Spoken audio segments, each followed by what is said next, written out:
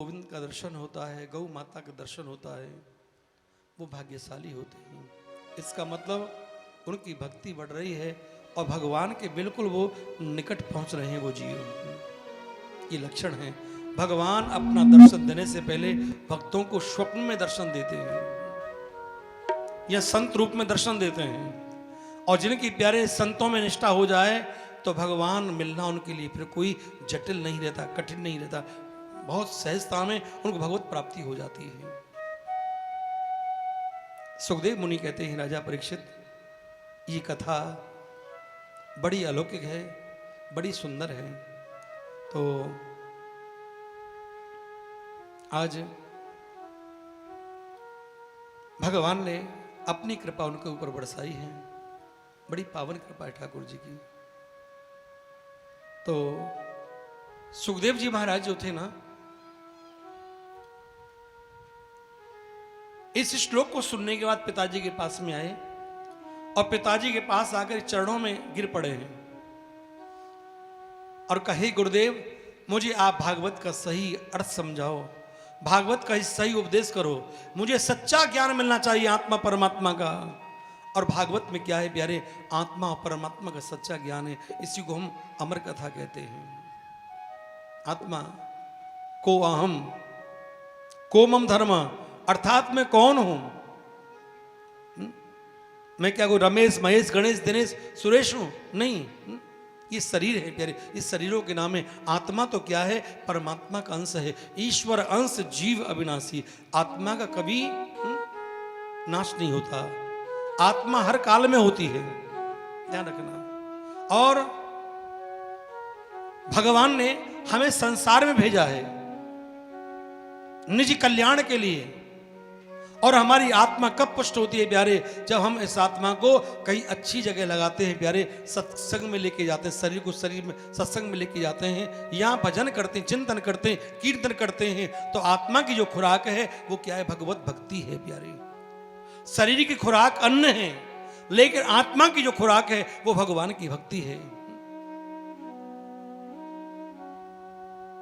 हम भगवान को क्या मुंह दिखाएंगे, मैली चादर ओढ़ के कैसे द्वार तुम्हारे आऊं, हे पावन परमेश्वर मेरे मन ही मन शर्माऊं। तूने मुझको जग में भेजा देकर निर्मल काया, और आकर के संसार में मैंने इसको दाग लगाया। हे हरि हर में हार गया हूं, अब क्या हार चढ़ाऊं, और मैली चादर ओढ़ के कैसे द्वार तुम्हारे आऊं। कहते प्यारे, मैले बच्चे गंदे बच्चे को तो कोई भी अपनी गोदी में नहीं उठाता प्यारे। तो भगवान हमें कैसे उठाएंगे, भगवान अपनी गोदी में कैसे बैठाएंगे? भगवान की गोदी में बैठने के लिए हमें सत्कर्म करके यहाँ से पवित्र होकर के भगवान के धाम को जाना है प्यारे, तभी भगवान हमको स्वीकार करेंगे। ये भगवान को प्राप्त करने के रास्ते हैं, कथा सत्संग कीर्तन भजन, इसी रास्ते से हम आगे बढ़ के भगवान के धाम तक जा सकते हैं। तो मैं आपको बता रहा था, व्यास जी महाराज ने अपने पुत्र सुखदेव जी के लिए भागवत का सही उपदेश किया है। और उन्हीं सुखदेव जी ने मां गंगा के पावन तट पर जब राजा परीक्षित को श्राप लगा, 7 दिन का जीवन रहा था, 7 दिन में भागवत सुना करके उन्हें संसार के आवागमन से छुट्टी दिलाई थी प्यारे। ये वो भागवत है। सुखदेव जी ऐसे हैं जिन्होंने गर्भ में दर्शन किया है भगवान का। परीक्षित भी ऐसे श्रोता हैं जिन्होंने अपनी माता के गर्भ में भगवान का साक्षात दर्शन किया है। श्रोता में श्रोता जिज्ञासु हो, श्रोता में भाव हो, और वक्ता में प्यारे भगवान के प्रति सच्चा प्रेम हो। समझना प्यारे, वहां आनंद की गंगा बहती है। वक्ता में प्रेम हो, श्रोता में भाव हो, और प्रेम और भाव जब प्यारे दोनों इकट्ठे हो जाते हैं तो वहीं महाराज प्रारंभ होता है, वहीं महाराज प्रारंभ होता है। आत्मा का ज्ञान और उसमें प्रेम परमात्मा के प्रति प्रकट हो जाए तो भगवान को आने में देर नहीं लगती। हमारे शास्त्रों में कहा गया है पलक मारने में देर हो सकती है पर भगवान को आने में देर नहीं होती। कोई भगवान ये थोड़ी भगवान वृंदावन में रहते हैं कि भगवान मथुरा में रहते हैं, भगवान जगन्नाथ जी में रहते हैं। अरे भगवान तो प्यारे हर जगह हैं, हर व्यापक सर्वत्र समाना और प्रेम से प्रकट होए में जाना। नामदेव ने कुत्ते में से भगवान को देखा था, सबरी ने भीलनी ने बेरों में से भगवान के दर्शन किए थे, करमेती बाई ने खिचड़ी में भगवान को देखा था, द्रौपदी ने साड़ी के पल्ले में भगवान को देखा था, संत एकनाथ ने गधे में भगवान को देखा था। तो प्यारे परमात्मा कहां नहीं है, ये तो हमारी भूल है। मैं तो कहता हूं ऐसा कोई स्थान नहीं है यहाँ भगवान ना हो, सिर्फ विचारों की बात है। जिस विचार हमारे शुद्ध हो जाएंगे तो हमें हर जगह भगवान का दीदार प्रारंभ हो जाएगा, भगवान का साक्षात्कार प्रारंभ हो जाएगा। मेरी बहनों और भाइयों, मैं आपको बता रहा था कि जो राजा परीक्षित हैं, इनका जन्म पांडव कुल में हुआ था। ये 5 भाई थे पांडव, कौरव 100 भाई थे, लेकिन पांडवों का साथ भगवान ने दिया, ये धर्म पर रहे। कौरवों ने अत्याचार किया, भगवान का साथ नहीं दिया, पांडवों का साथ दिया। धर्मो रक्षति रक्षत, जो धर्म की रक्षा करता है प्यारे, जो धर्म पर रहता है ना, उसकी रक्षा स्वयं भगवान करता है। देने वाले के हाथ दिखाई नहीं देते पर झोली भगवान जरूर भरता है प्यारे। इसलिए ध्यान रखना, सब कुछ छूट जाए कोई बात नहीं, और एक दिन प्यारे सब छूट जाएगा, कुछ भी नहीं बचेगा। ये मकान, दुकान, कोठी, बंगला, परिवार, ये कुछ साथ नहीं जाना प्यारे, लेकिन धर्म साथ जाएगा। धर्म को नहीं छोड़ना, धर्म को नहीं छोड़ना। धर्म साथ एक जाएगा और देह चिता जल जाए, धर्म से सदगति पाए के भैया भव सागर तर जाए। महापुरुषों ने कहा है धर्म ही साथ जाएगा। चला लक्ष्मी चलायाम च प्राणस चले जीवित मंदिरे, चला चले च संसारे धर्म एको ही निश्चल। धर्म ही चलायमान है प्यारे, जो परलोक में काम आता है। आज जो हम धर्म कर रहे हैं, जो पूजा कर रहे हैं, भजन कर रहे हैं, कथा सुन रहे हैं, यज्ञ करा रहे हैं, ये अर्थात जो भी पुण्य कर्म कर रहे हैं, ये धर्म हमारा उस समय काम आएगा जिस समय इसकी हमको बहुत बड़ी आवश्यकता होगी। वहां कोई नहीं दिखाई पड़ेगा प्यारे, वहां धर्म ही हमारे सामने खड़ा दिखाई देगा। इसलिए हम धर्म करते हैं और सबको करना चाहिए। परलोक के मार्ग में धर्म ही काम आता है। तो मैं आपको बता रहा था, ये 5 पांडव बड़े ही धार्मिक थे, भगवान में इनकी बहुत बड़ी आस्था थी, भगवान ने इनकी बहुत रक्षा की है। कहते हैं कि एक समय की बात, जब अश्वत्थामा ने, कौरवों के मित्र हैं, द्रोणाचार्य के पुत्र हैं, कौरवों का संहार हो गया, तो दुर्योधन को वचन दिया कि जिन पांडवों ने मेरे मित्र कौरवों का ये हाल किया है, मैं आपको वचन देता हूं, मैं उन पांडवों को भी, पांडवों का समूल नष्ट कर डालूंगा प्यारे, समूल नष्ट कर डालूंगा।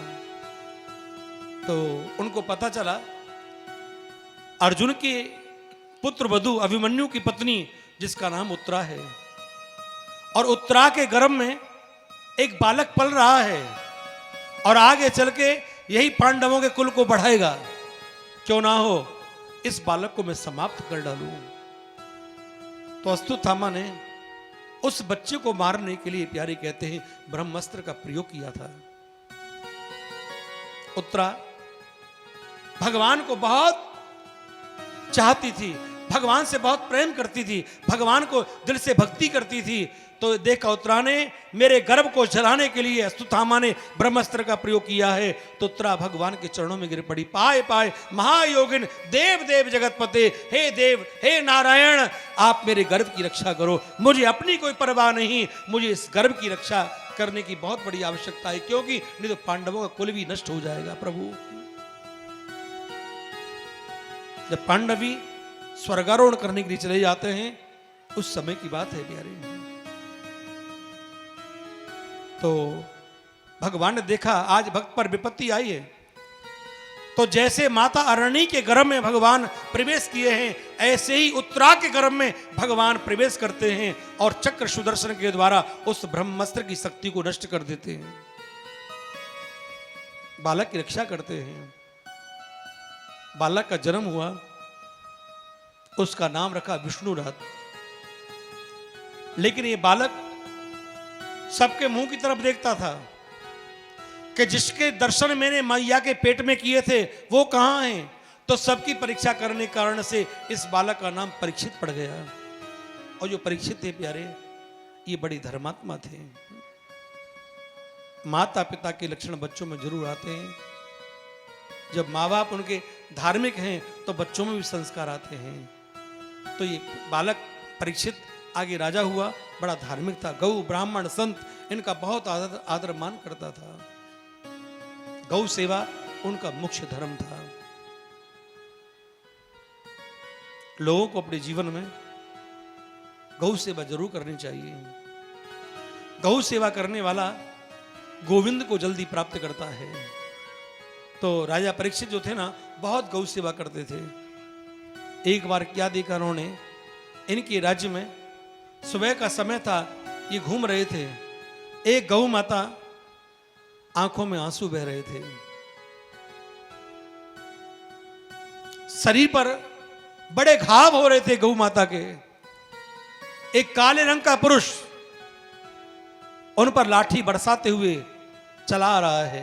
एक बैल है, जिस बैल के 3 पांव टूट रहे हैं, एक पांव से जैसे तैसे वो बैल चल रहा है। उधर गौ माता बहुत दुखी है। गौ और बैल को दुखी देख करके राजा परीक्षित का अंतर मन रोने लगा, दुखी हो गया। प्यारे, हे माता, आपको किसने इतना मारा है? ऐसा कौन पापी है जिसने आपको इतनी बड़ी पीड़ा पहुंचाई है? मैं राजा परीक्षित वचन देता हूं आपके लिए, मैं आपकी रक्षा करूंगा। बताओ मां, ऐसा कौन है जिससे आप इतना भयभीत हो रही हो, आपकी आंखों में आंसू आ रहे हैं? गौ माता ने इशारा किया, देखो ये कौन है पीछे, ये पुरुष है, ये मुझे मार रहा है। उस पुरुष को देख के राजा परीक्षित का क्रोध बढ़ गया। अपने हाथ में धनुष बाण लिया और धनुष बाण लेके प्यारे तैयार हो गए और बोले, ठहर जा, तू कौन है जो गौ माता और बैल को परेशान कर रहा है? महाराज परीक्षित के क्रोध को देख करके जो व्यक्ति था काले रंग का, एकदम से चरणों में गिर पड़ा। अब कलयुग ने सोच लिया, परीक्षित ने सोच लिया, भीष्म पिता, मैंने अंतिम समय मुझे उपदेश किया था और कहा था, बेटा परीक्षित, अगर कोई व्यक्ति शरण में आ जाए तो शरण में आए हुए व्यक्ति को माफ कर देना बेटा, उस पर तुम बार मत करना। वो बात याद आ गई। एकदम से परीक्षित ने कहा, तुम कौन हो? तुमने इतना बड़ा अत्याचार किया है कि गौ माता को तुमने रुलाया है। और उसने एक ही बात कही, महाराज आप मुझे जानते नहीं, मैं कौन हूं? आप मेरे विषय में सुनना चाहते हो तो सुनिए, मैं कौन हूं मैं आपको बताता हूं। मेरा नाम कलयुग है, कलयुग। कलयुग मन की, हाँ, अब मेरा वक्त आ गया है। अब द्वापर की अवधि पूर्ण हो गई है। अब मैं अपना असर आपके राज में दिखाना चाहता हूं कि मुझ में कितना बड़ा असर है। मैं आपके राज में आना चाहता हूं, यही मेरे आने का एक कारण है। परीक्षित ने कहा, हे कलयुग, आप चाहे कितना भी कोशिश करो, मैं आपको अपने राज में प्रवेश नहीं करने दूंगा। क्यों? हमने सुना है कि कलयुग आते ही लोग अधर्म में ज्यादा प्रवृत्त हो जाते हैं, अधर्म करने लग जाते हैं। माता पिता का आदर मान सम्मान, बहन बेटी का आदर मान सम्मान सब खत्म हो जाता है। धर्म के नाम पर लोग पाखंड करना प्रारंभ कर देते हैं और तुम्हारे अंतर बहुत अवगुण हैं। कलयुग ने कहा, महाराज मेरे युग में चाहे कितने भी अवगुण हैं, पर मेरे युग में कुछ गुण भी हैं, उसके विषय में आप सुनिए, मैं तुम्हें बताता हूं कि क्या क्या गुण हैं। तो गोस्वामी तुलसीदास जी ने तुलसी कृत रामायण में इसका वर्णन किया है कि कलयुग में क्या गुण हैं। कलयुग योग यज्ञ नहीं ज्ञाना, एक आधार राम गुण गाना। कि कलयुग समयुग आन नहीं, और जो नर करे विश्वास, गाय राम गुण गण बिमल, बिन भव तरही प्रयास। कलयुग समयुगान नहीं, चारों युगों में सबसे छोटा युग कलयुग है और कलयुग में छोटे समय में व्यक्ति अपना कल्याण कर सके उसके लिए एक ही साधन है, वो है नाम रूपी साधन। केवल नाम आधारा कलयुग केवल नाम आधारा कलयुग केवल नाम आधारा कलयुग केवल नाम आधारा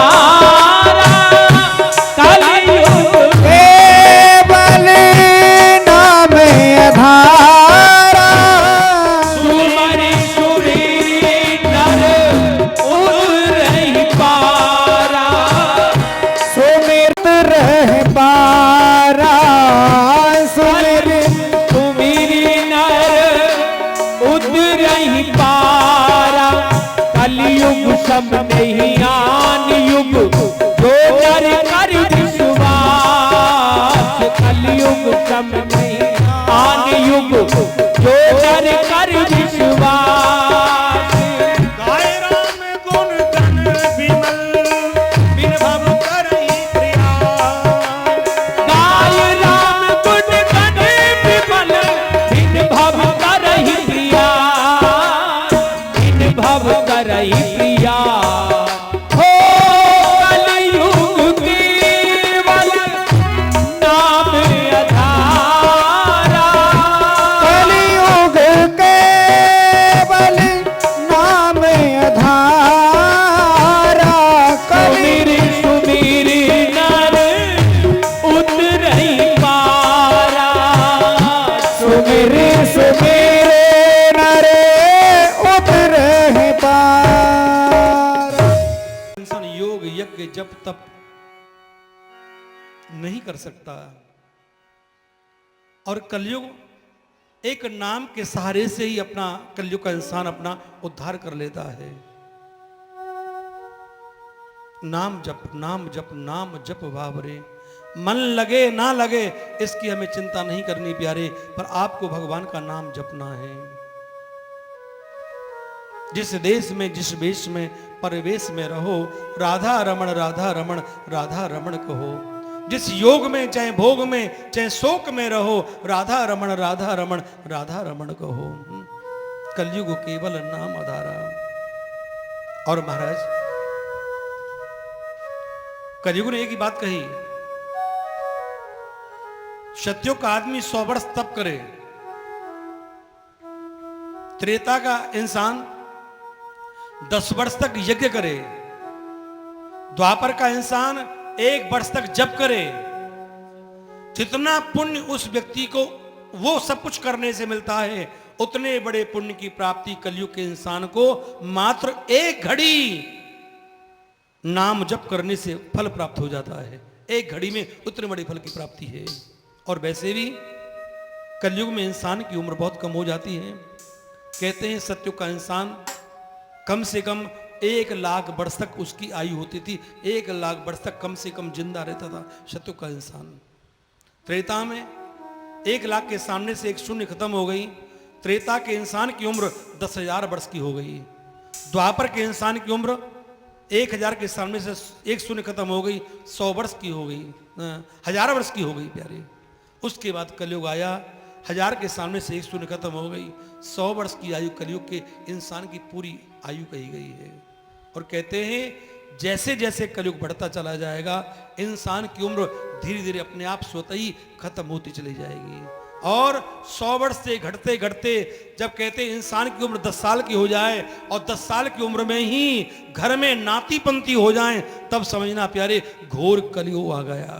और उस समय घोर कलयुग होगा, पृथ्वी पर अत्याचारी अत्याचार होने लगेंगे। उस समय सम्मल नाम की तहसील है डिस्ट्रिक्ट मुरादाबाद में, विष्णुयश नाम के ब्राह्मण होंगे, उनकी पत्नी का नाम सुमति होगा। वहां पर भगवान कल्की का कलयुग के 821 वर्ष जब शेष रहेंगे तब भगवान का 24वां अवतार कलयुग के अंत में होगा। बोलो कल्की भगवान की जय हो। भगवान का अवतार होगा।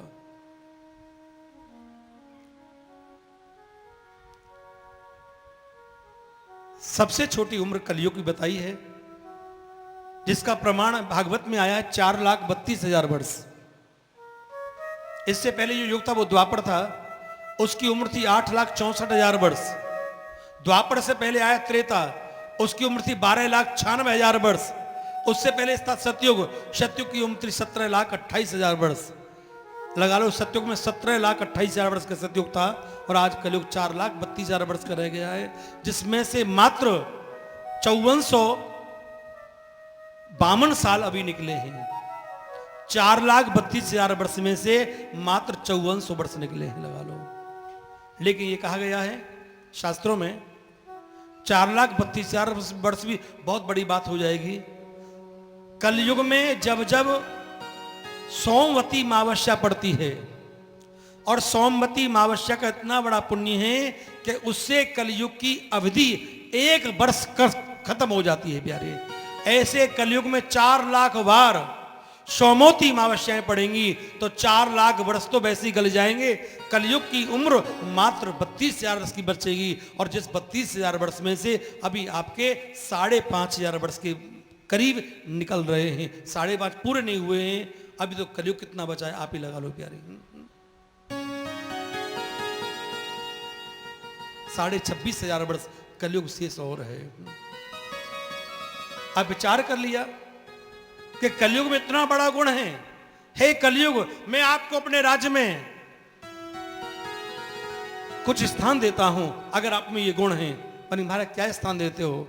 तो क्या दिया है कि धूत्रपानम स्त्रिय सूना यत्र भरमा चतुष्विद अभ्यर्थे सदा तस्मई स्थाना नहीं कलौद।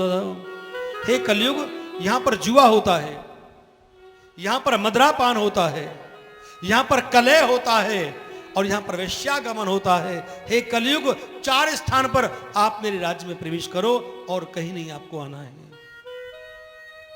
अब कलयुग ने सोचा ये तो धार्मिक राजा हैं, इनके यहां पर ना जुआ होता है, ना मदरापान होता है, ना वेश्यागमन होता है, ना कहीं पर कलह होता है, तो मेरे आने का यहां मतलब क्या है? मैंने महाराज 4 स्थान आपने मुझे ऐसे दिए हैं, मेरी एक इच्छा आपसे है, मुझे ऐसा स्थान दीजिए जिसको पाके मुझे खुशी हो जाए कि हाँ राजा परीक्षित ने मुझे कोई स्थान दिया है।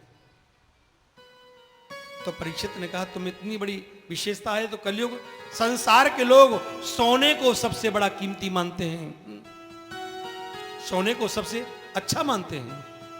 तो जाओ, हम तुम्हें सोने में स्थान देते हैं कि सोने में तुम्हारा वास हो जाए। अब सोच लिया कलयुग ने कि राजा परीक्षित का आदेश हुआ है कि सोने में मेरा स्थान है, और राजा परीक्षित ने सोने का मुकुट पहना है, तो मुकुट देखने कहां जाऊंगा? अरे मुझे मौका मिल गया, क्यों ना हो राजा परीक्षित के सर पे सवार हो जाऊं। तो वही कलयुग ने अपना छोटा रूप धारण किया प्यारे, और कहते ही राजा परीक्षित के सर पे सवार हो गया। बुद्धि में असर आ गया कलयुग का प्यारे। कहते हैं ना, गलत व्यक्ति का असर हाथ पे आ जाए ना, गलत व्यक्ति के साथ भी जीवन मिल जाए, तुम्हारी बुद्धि खराब करता है। तो कलयुग ने आज बुद्धि खराब करना प्रारंभ कर दिया है। जो कभी जीवन में शिकार नहीं करते राजा परीक्षित, आज शिकार करने का मन बना लिया और कहा मैं जंगल में जाऊंगा और जंगल में शिकार करूंगा। शिकार करके वापस लौट के आ रहे थे, उनको बड़ी तेज प्यास लगी है। सोचा पानी देखने कहां जाऊं, सामने कितना सुंदर आश्रम है, कोई संत यहां पर रहते हैं, इनके पास जाता हूं, पानी मांगूंगा और वो संत मेरी सेवा करेंगे। राजा, गर्मी पड़ रही थी, एक आश्रम में चले गए। वहां पर देखा एक संत हैं जिनका नाम था सम्यक ऋषि। वो भगवान के ध्यान में बैठे थे, लीन होकर बैठे थे। तो राजा ने जाके पानी मांगा, लेकिन संत भगवान कुछ भी होश नहीं है, ध्यान में ऐसे बैठे, बस ध्यान समाधि उनकी चढ़ी हुई है। कलयुग ने बुद्धि खराब कर दी। राजा ने सोचा देखो इसको पता नहीं बाबा के लिए, एक राजा तुम्हारी कुटिया पर आया है और राजा का कैसे सम्मान करना चाहिए, इस बात को भूल गए हैं ये। इस संत को मैं देखता हूं, वही राजा परीक्षित जंगल में जाता है और क्या देखता है, एक रास्ते में मरा हुआ सांप पड़ा हुआ था। उस मरे हुए सांप को राजा परीक्षित अपने तीर पर उठा लाए हैं और भजन करते संत के गले में उन्होंने मरा हुआ सांप डाल दिया। लेकिन राजा ने देखा संत तो अभी बैठे हुए हैं, उन पर कोई प्रभाव नहीं है, वो जैसे पहले थे वैसे अब भी बैठे हुए हैं। लेकिन सोचा राजा ने चलो अपने घर चलते हैं। सांप डाल के घर पे वापस आ गए, महल में आ गए। जब ये बात समीक ऋषि के शिष्य श्रृंगी ऋषि को विदित हुई, ज्ञात हुई, जानकारी में आई, किसी बच्चे ने कहा कि तुम्हारे गुरुजी का किसी ने इतना बड़ा अपमान किया है कि भजन करते संत के गले में सांप डाल दिया है। इतना सुनते ही ऋषि पुत्र को क्रोध आ गया है, और ऐसा क्रोध आया लाल लाल नेत्र हो गए, होस्ट फटफटाने लगे, शरीर कंपायमान होने लगा। इतने क्रोध आवेश में आ गए, उस बच्चे ने श्रृंगी ऋषि ने अपने हाथ में जल लिया और जल लेके श्राप दे दिया। इति लंघयति मर्यादा तक्षका सप्तमे हनि, जिसने इस मर्यादा का उल्लंघन किया है, एक भजन करते संत के गले में मरा हुआ सांप डाला है, ये ऋषि पुत्र उसे श्राप देता है, आज से 7वें दिन उसे तक्षक नाम का नाग रच लेगा और उसकी मृत्यु हो जाएगी, उसकी मृत्यु हो जाएगी। बालक ने इतना कहा, गुरु के पास आकर के रोने लगे। नेत्र खोले गुरुदेव के, बेटा क्यों रो रहे हो? गुरुजी देखो तो सही, ऐसा कौन आताताई है, अधर्मी है, पापी है, निकृष्ट है, निकम्मा है, दुष्ट है, जिसने संत का इतना बड़ा अपमान किया है। आपके गले में देखो गुरुदेव किसी ने मला हुआ सांप डाल दिया है। गुरुदेव ने कहा, बेटा क्या हो गया? किसी को हमारे सम्मान के लिए, हमारी इज्जत के लिए, हमारे मान के लिए, हमारी पूजा के लिए कोई पुष्पहार नहीं मिला होगा, उसने सांप को ही पुष्पहार समझ के हमारे गले में पहनाया। बेटा इसमें क्या बुराई की बात है? संत प्रवृत्ति के लोग ऐसे होते हैं प्यारे, जो बुराई में भी अच्छाई देखते हैं, और दुष्ट लोग ऐसे होते हैं जो अच्छाई में बुराई खोजते हैं। बेटा इसमें क्या बुराई की बात है? पर मुझे ऐसा लगता है कि तुम इतना क्रोध कर रहे हो, तुमने क्रोध में आकर के उस सांप डालने वाले को, पहनाने वाले के लिए कुछ बोल तो नहीं दिया उल्टा सीधा? बालक ने कहा, गुरुदेव मैंने श्राप दे दिया है। पता चला ऋषि के लिए, बालक ऋषि को बड़ा कष्ट हुआ। अरे बेटा तेने बिना विचारे एक ऐसे धार्मिक राजा के लिए जो सदा संत महापुरुषों की, गाय की, ब्राह्मणों की, संतों की खूब सेवा करता है, लेकिन आज कलयुग ने उसकी बुद्धि खराब कर दी, तो आज वो ऐसा कर गया है। और तूने राजा परीक्षित को श्राप दे दिया, जिनके राज में सभी संत निष्फिक्र होकर के यज्ञ याद पूजा पाठ करते हैं। पर बेटा ऋषि पुत्र के श्राप को कोई मेट नहीं सकता। हम समझ गए राजा परीक्षित का जीवन अब सिर्फ थोड़ा ही शेष है। कहीं ऐसा ना हो इस थोड़े जीवन को भी संसार की भोग विलासता में बर्बाद कर दें। अरे वो अपने कल्याण के लिए अपना कोई ना कोई साधन कर ले, जाओ उनको बता दो कि उनको श्राप लग गया है। ये बात इधर चल रही थी, उधर राजा परीक्षित अपने राज्य में पहुंचे, अपने सर से सोने का मुकुट उतारा तो एकदम से उनको याद आया कि मैंने एक संत का अपमान कर दिया। रोने लगे, पश्चाताप करने लगे। ये कहा गया है इंसान ऐसा कोई नहीं प्यारे जिसका संसार में जन्म हुआ है जिससे जीवन में कोई पाप ना बना हो। जाने अनजाने में हर व्यक्ति से कोई ना कोई पाप बन जाता है। पाप का व्यक्ति प्रायश्चित कर ले, पाप को स्वीकार कर ले, हे भगवान मुझसे अपराध बना है, मुझसे गलती बनी है, और भगवान के सामने प्यारे क्षमा मांग ले तो भगवान उसे क्षमा भी कर देता है।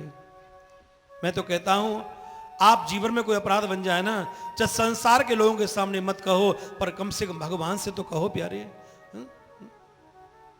हे प्रभु मेरी बुद्धि इतनी खराब कैसे हो गई कि मैंने ये पाप कर क्यों दिया?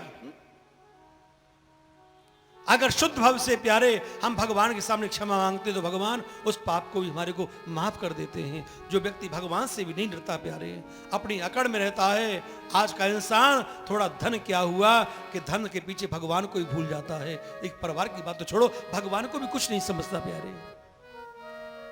लेकिन एक बात जीवन में ध्यान रखना प्यारे, परमात्मा से बड़ी शक्ति दुनिया में कोई नहीं है। धन आए तो बावरे, मत कर गर्व गुमान, और यह बालू की भीत है, इसका क्या अभिमान। धन का, पद का, रूप का कभी घमान मत करो प्यारे।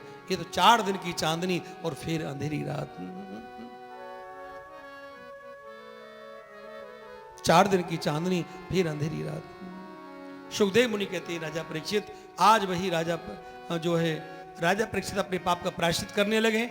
इधर क्या हुआ, श्रृंगी ऋषि आ गए और आके राजा परीक्षित को संदेश दिया, महाराज आपको श्राप लग गया है। राजा ने कहा भगवान बड़े दयालु हो तुम। इंसान को यह नहीं पता होता कि तेरे साथ में एक पल के बाद में कौन सी घटना घटित हो जाए। लेकिन मुझे कम से कम ठाकुर जी तो इतनी बड़ी कृपा तो कर दी, मुझे 7 दिन से पहले कोई मार नहीं सकता। 7 दिन मेरा जीवन जो मिला है, इस समय को मैं भगवान के चरणों में पूर्णतः समर्पित होकर व्यतीत करूंगा, चाहे कुछ भी हो जाए। तो परीक्षित ने क्या काम किया, अपना राज्य अपने बेटे को दे दिया, जन्मेजय को दे दिया, और आज निकल पड़े हैं प्यारे संतों की तरफ। अनेकों संतों को जंगल मिले हैं। संतों से पूछा महाराज, अगर किसी व्यक्ति से जीवन में संतों का अपमान हो जाए तो उस अपमान का पाप प्रायश्चित करने के लिए उन्हें क्या विधि अपनानी चाहिए, कौन सा कर्म करना चाहिए जिससे उनका पाप छूट जाए। किसी ने कहा राजन आप व्रत रहो, किसी ने कहा कि तुम तप करो, किसी ने कहा कि तुम धूना जपो। सब संत अपनी अपनी बातें उनके सामने कह रहे थे, पर राजा परीक्षित के मन में संतुष्टि नहीं है। संतों ने कहा राजन क्या चाहते हो।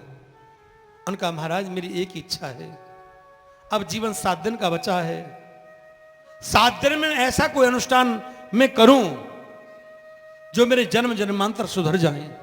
तो संतों ने एक ही बात कही, राजन 7 दिन का तो एक ही अनुष्ठान है, जैसे हम सप्ताह कहते हैं, भागवत कहते हैं। इसको सप्ताह क्यों कहते हैं, सप्त माने 7 और आहा माने दिन, जो 7 दिन का सत्कर्म है इसको हम सप्ताह कहते हैं। क्योंकि मनुष्य के जीवन में मात्र 7 दिन आते हैं, और जिसने अपने जीवन में इस सप्ताह को श्रवण कर लिया, यह अनुष्ठान कर लिया, उसको संसार के आवागमन से मुक्ति अवश्य मिल जाती है। तो महाराज अब मेरी एक ही अंतिम इच्छा है, मुझे भागवत कथा सुना दे, ऐसा कोई संत मिले। मैं गिरधर का, गिरधर मेरा आवागमन छुड़ा दे, ऐसा कोई संत मिले। अब तो ये अखियां हरि दर्शन की प्यासी हैं, भागवत सुनने की इच्छा है, प्रभु मुझे भागवत सुना दो। इतने संत वहां पर बैठे थे, उन संतों में से कोई भी भागवत कहने वाला नहीं था। सभी संतों ने कहा राजन आप परेशान ना हो, अगर आपके मन में भागवत सुनने की इच्छा है तो आपको जीवन में भागवत सुनाने वाले संत का भी दर्शन अवश्य होगा। लेकिन आप हमारे साथ गंगा किनारे चलो। गंगा किनारे बड़े बड़े संत महान योगी तपस्वी ज्ञानी ध्यानी आते हैं। अरे कोई ना कोई संत मिलेगा, अब वो आपको भागवत सुना के आपको मुक्ति दिलाएगा, हम आपको विश्वास देते हैं। तो परीक्षित जी उन संतों के साथ गंगा किनारे चले गए। बड़ी सभा लगी हुई थी, राजा परीक्षित सबके सामने हाथ जोड़ के बैठे हुए हैं। उसी समय पर क्या हुआ प्यारे, तत्राभवद भगवान व्यास पुत्रो यदक्षया गामट मनोनपेक्ष अलक्ष्य लिंगो निज लाभ तुष्टो वर्तस्य बालेर अवधूत भेष। तत्राभवद भगवान व्यास पुत्रो, भगवान व्यासी के पुत्र सुखदेव जी का आगमन हो गया है, जिनका अवधूत वेश है, जिनके चेहरे से सूर्य के समान आभा प्रकट हो रही है। उन सुखदेव जी को देख करके सभी संत महापुरुषों ने जय जयकार की है, प्यारी जय जयकार कर दी है। राजा परीक्षित का भाग्य उदय हो गया। और परीक्षित बड़े खुश हो रहे हैं और क्या कह रहे हैं, मेरे मन में तो यही बड़ो चाबू संतन को देखूं आव तो, ओ मेरे मन में यही बड़ो चाबू संतन को देखूं आव तो। राधे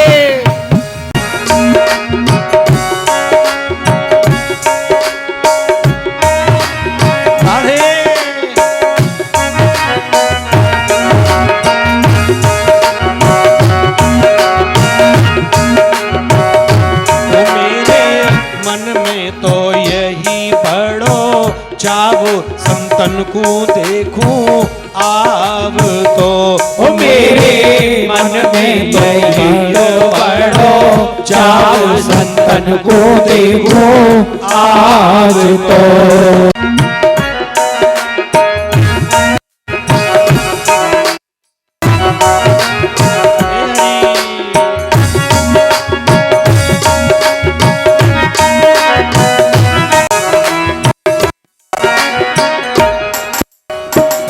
भाग्य से करूं प्रणाम, बड़े भाग से संत पधारे उठकर करूं प्रणाम, बड़े भाग्य से संत पधारे उठकर करूं प्रणाम, बड़े भाग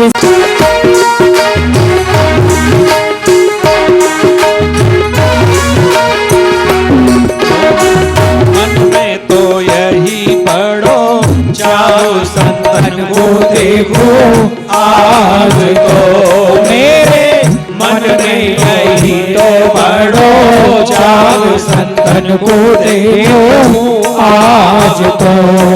और संत हमारे मात पिता हैं, संत ही भाई बंधु, संत हमारे मात पिता है, संत ही भाई बंधु, और संत मिला में राम से हमको काटे वो यमों के फंद, संतन को देखूं आव तो, ओ मेरे मन में यही तो बड़ो चाव संतन को देखूं आज तो।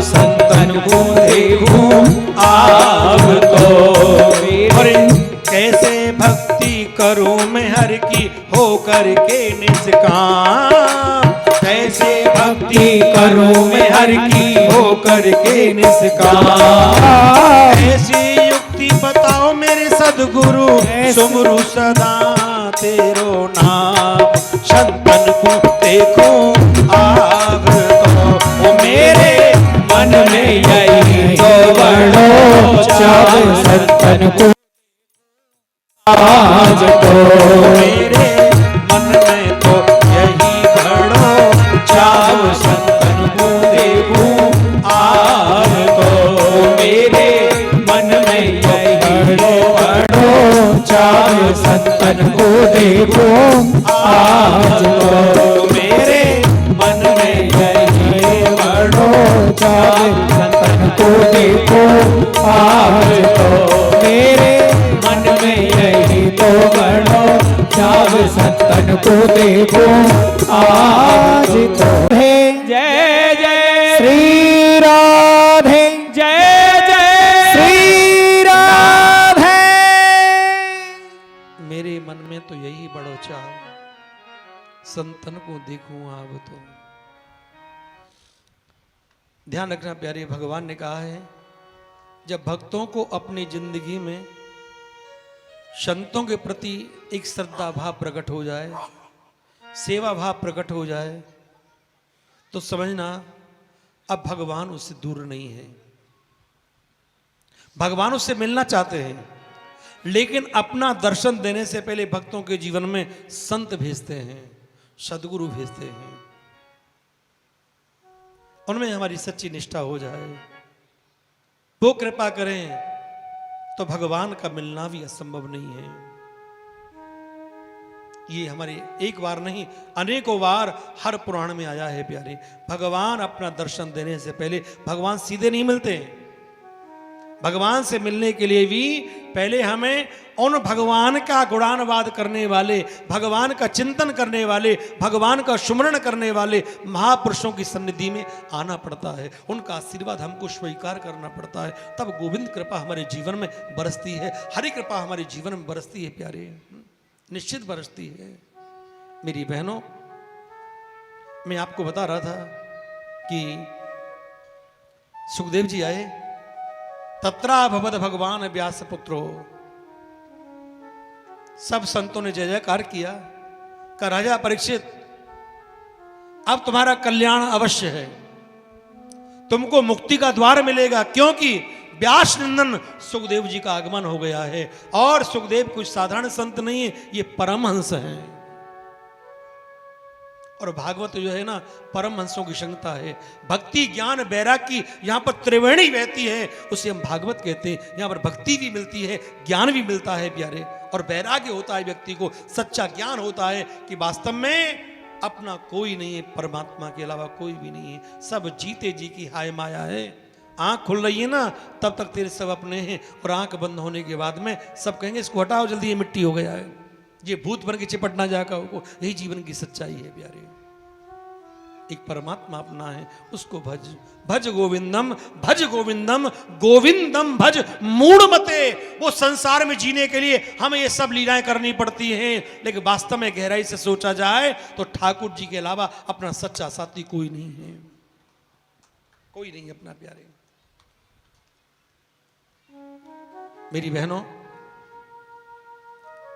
और भाइयों, मैं आपको बता रहा था, राजा परीक्षित गदगद हो गए कि उन्हें आज सदगुरु मिल गए। और यह भी कहा गया है, जब तक जीवन में गुरु ना हो तो किसी व्यक्ति की जो भक्ति होती है ना, वो फलीभूत नहीं होती प्यारे।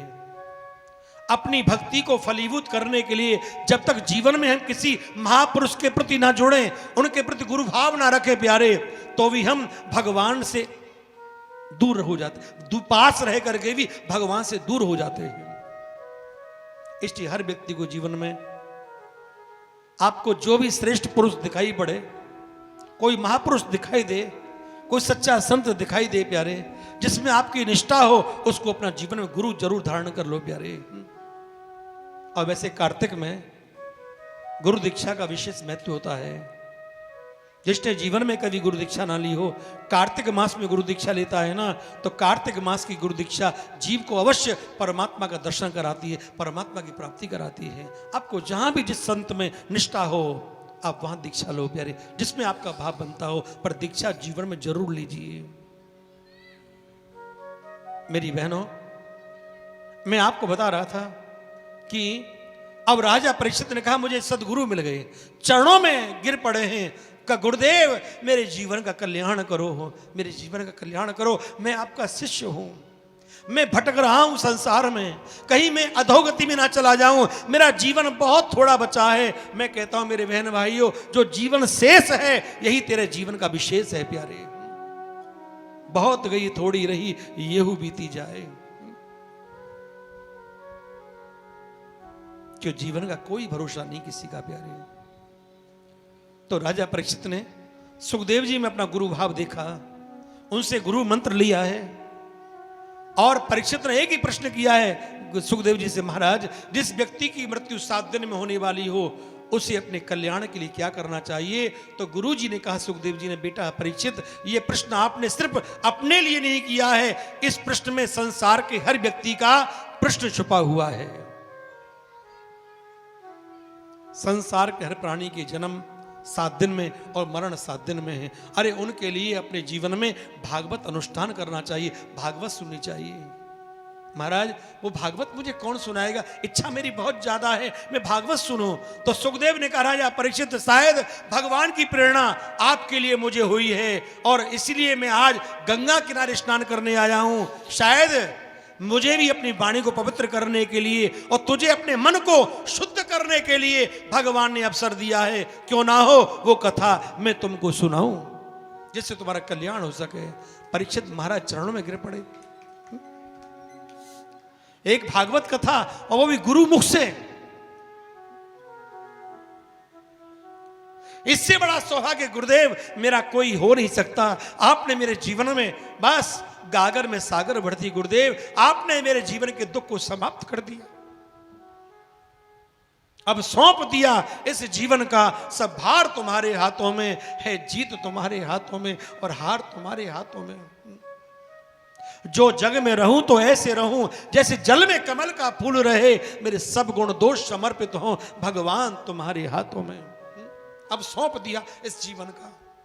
ध्यान रखना प्यारे, जब शिष्य अपने गुरु के प्रति अपना जीवन ही दे देता है प्यारे, तो ये संसार की तुच्छ दौलत तो कुछ अहमियत नहीं रखते प्यारे। जिसने अपना पूरा जीवन ही, जन्म मरण का चक्कर ही गुरु के चरणों में सौंप दिया, तो फिर गुरु की ड्यूटी होती है अपने शिष्य का जिसमें कल्याण हो उससे वो सत्कर्म कराए। यही गुरु का धर्म है प्यारे, यही गुरु का धर्म है। तो सुखदेव जी महाराज ने राजा परीक्षित को ये कथा सुना करके प्यारे उनके जीवन का कल्याण किया, उनके जीवन का उद्धार किया है, उनके जीवन का उद्धार किया है। जिस समय सुखदेव जी राजा परीक्षित को भागवत कथा सुनाने के लिए तैयार हुए, तो देवलोक से देवताओं को मालूम हुआ कि मृत्यु लोक में एक बड़ी सुंदर कथा होने जा रही है, तो चलो हम भी कथा सुनने के लिए चलें। तो देवता भी कथा सुनने के लिए आए और अपने साथ में क्या लेके आए? अमृत का कलश लेके आए हैं। और अमृत का कलश लाकर के उन्होंने सुखदेव जी के सामने रख दिया और कहा, महाराज, हे गुरुदेव, अगर राजा परीक्षित को मृत्यु का डर सता रहा हो तो इनको अमृत पिला दीजिए। इनको जीवन जीने के लिए वक्त और मिल जाएगा, संसार के भोग भोगने के लिए समय और मिल जाएगा, खूब भोग भोगने का मौका मिल जाएगा। और महाराज, हम स्वर्ग में भोगों से परेशान होकर के भगवान का भजन करना चाहते हैं, हमें आप भगवान का भजन करने के लिए अवसर दीजिए, कथा हमको सुनाइए और अमृत इसको पिला दीजिए। तो सुखदेव जी ने राजा परीक्षित से कहा, राजन परीक्षित, आपके सामने दो अमृत हैं, एक कथा अमृत है और दूसरा भागवत, ये देवताओं के द्वारा ला हुआ देवलोक का अमृत है। आप कौन सा पीना चाहते हो? क्या भोगों की इच्छा आपकी और शेष बाकी है? पर एक बात बताऊं राजा परीक्षित, सत्यता तो यही है कि भोगा न भुक्ता वयमेव भुक्ता, तृष्णा न जीर्णा वयमेव जीर्णा। जब शिष्य भटकता हो तो गुरु का धर्म है उनको डांटना, उनको समझाना, उनको गिरने से बचाना। प्यारे, ये जीवन में बड़े उतराव चढ़ाव आते हैं, गिरते को संभालना ही गुरु का धर्म है। तो समझाया उनके लिए, राजन, अगर तुम्हारी भोगने की इच्छा हो तो मैं आपको अमृत पिला सकता हूं। परीक्षित ने प्यारे दर्शन किया तो उन्होंने एक ही बात कही, गुरुदेव, अरे जिसको पीने के लिए गंगा जल मिल रहा हो, ना समझ व्यक्ति गंगा जल को छोड़ करके गंदी नाली की कीचड़ पिए, उससे बड़ा अभागा कौन होगा? अमृत को बताया गंगा जल, वो भागवत को बताया गंगा जल और अमृत को बताया कीचड़ प्यारे। और कहा, महाराज, जिसको खाने के लिए सुंदर रसगुल्ले मिल रहे हों, रसगुल्ले छोड़ करके कोई चिपचिपा गुड़ खा करके अपने मुंह का स्वाद क्यों खराब करें? महाराज, भागवत को बताया रसगुल्ला और अमृत को बताया चिपचिपा गुड़, उधर कीचड़ बताया, उसको गंगाजल बताया। महाराज, अब तो ये अखियां कृष्ण दर्शन की प्यासी हैं। आप जैसे गुरु मिलने के बाद भी अगर मेरे मन में भोग हैं तो मुझे गुरु बनाने का कोई मतलब नहीं है। ध्यान रखना, जब जीवन में हम गुरु धारण कर लें और फिर भी हमको भोग परेशान करते हैं तो समझना प्यारे, अभी हमने गुरु धर्म को समझा नहीं कि गुरु भक्ति क्या है। अरे प्यारे, जिसमें गुरु धारण करते हैं उसके बाद तो हमारा मन भगवान के चरणों में लगना प्रारंभ हो जाता है, फिर तो भगवान के नजदीक जाते। भोग हमको परेशान करते हैं, भोग हमें बिस्किट समान प्रतीत होते हैं, भजन में हमको असली आनंद आता है। यही भक्ति की पराकाष्ठा है, यही भक्ति का रूप है। सुखदेव मुनि कहते हैं, राजा परीक्षित आप धन्य हो, आप अपनी परीक्षा में पास हो गए। मैं आपकी परीक्षा ले रहा था, लेकिन परीक्षा में तुम पास हो गए, तुम कथा सुनने के अधिकारी हो। और देवताओं, तुमने भागवत को तुलना एक अमृत से कर दी है। क्वा स्वधा क्वा कथा लोके क्वा काच क्वा मणिर्महन ब्रह्म रात्र विचार तदा देवन हंसहा। कहां तो श्रीमद् भागवत की पावन कथा कौस्तुभ मणि के समान है, और कहां तुम्हारा अमृत एक कांच के टुकड़े के समान है। क्या तुम इसकी तुलना इससे कर पाओगे? भागवत भागवत है, अमृत इसके सामने तुच्छ है। देवता घबरा गए, सोचने लगे सुखदेव जी ने भागवत को अमृत से बड़ा बताया है, इस शंका को हम कैसे दूर करें? ब्रह्मा जी के पास गए। ब्रह्मा जी ने एक धर्म तुला ली, और धर्म तुला में दोनों चीजों को रखा। एक पल्ले में भागवत जी को रखा, एक पल्ले में अमृत के कलश को रखा। जब दोनों को तोला तो क्या देखा प्यारे? भागवत का पड़ला जमीन से ऊपर नहीं उठा, और अमृत का कलश ऊपर अधर हो गया। एक पल्ले में अकेले भागवत जी को रखा, और एक पल्ले में जितने वेद पुराण शास्त्र और अमृत के कलश को रख दिया। फिर तोला, लेकिन भागवत तो फिर भी नहीं उठी प्यारे। तो ब्रह्मा जी ने एक ही बात कही, देवताओं, भागवत कोई किताब नहीं है, भागवत कोई पोथी नहीं है, भागवत कोई पुराण नहीं है। अरे भागवत तो साक्षात कृष्ण है, भागवत तो साक्षात नारायण है।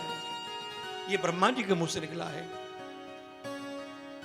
श्रीमद् भागवताक्षोयम प्रत्यक्ष कृष्ण एव ही। ऐसे भागवत रूपी भगवान नारायण के लिए हम बार बार प्रणाम करते हैं, बार बार प्रणाम करते हैं, जिसके दर्शन मात्र से भी जीव अपना कल्याण कर लेता है। और कथा सुनने का फल तो यह है कि उसको भगवान की प्राप्ति होती, भगवान का दर्शन भी होता है। ये कथा का फल है। इसलिए कहते हैं, श्याम तुमसे मिलने का सत्संग ही बहाना है। आइए इस भाव को लेके आगे बढ़ें, फिर कथा में आगे चलें। श्याम तुमसे मिलने का सत्संग ही बहाना है। श्याम तुमसे मिलने का सत्संग ही बहाना है। श्याम तुमसे मिलने का सत्संग ही बहाना है। जब से तेरी लगन लगी, जब से तेरी लगन लगी, हो मन हो गया दीवाना है। श्याम तुमसे मिलने का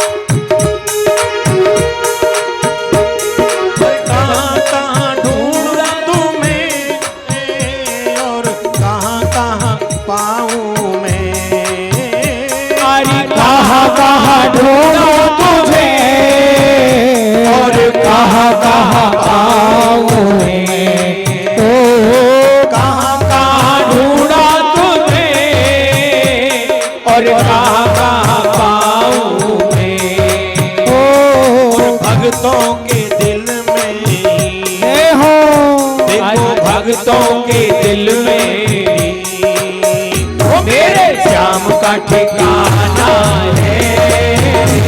और भक्तों के दिल में वो मेरे श्याम का ठिकाना है। और श्याम तुमसे मिलने का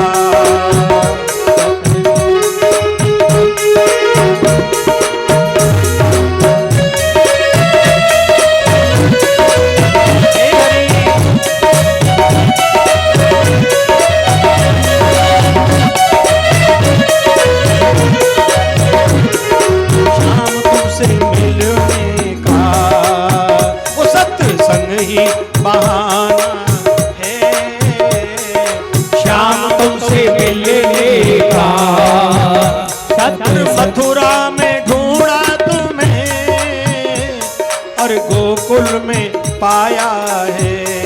ओ मथुरा में ढूंढा तुम्हें, हरि गोकुल में पाया है।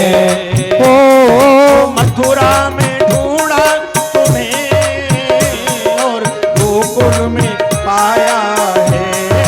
ओ मथुरा में ढूंढा तुम्हें और गोकुल में पाया है। और वृंदावन की गलियों में हो देखो वृंदावन की गलियों में मेरे श्याम का ठिकाना है। और वृंदावन की गलियों में मेरे श्याम का ठिकाना है। और श्याम तुमसे मिलेगा सत्संग ही बहाना है। और श्याम तुमसे मिलने का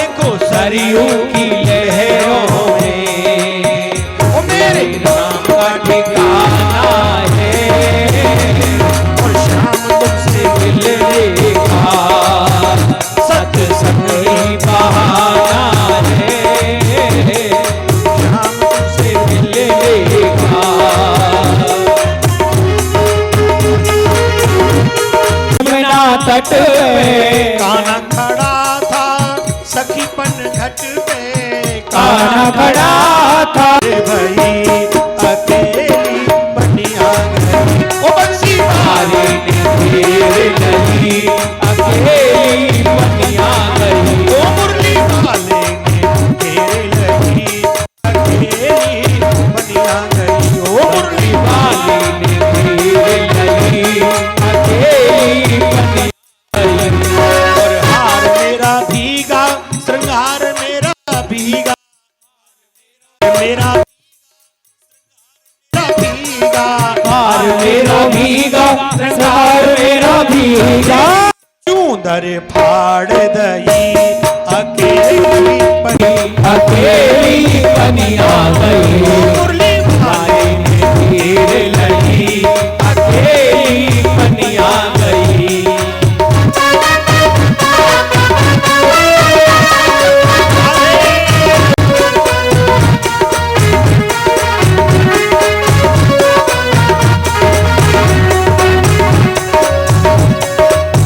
धार्मिक तो धार्मिक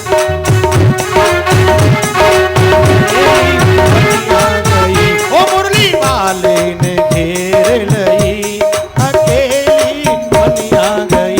ओ मुरली वाले ने घेर लई, अकेली बनिया गई।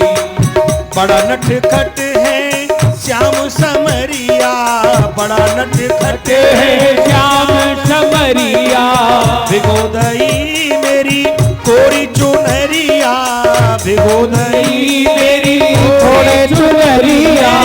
गगरी फोड़ दई अकेली बनिया गई। ओ मुरली वाले ने घेर लगी, अकेली बनिया गई। ओ बंसी वाले ने घेर लई अकेली बनिया गई।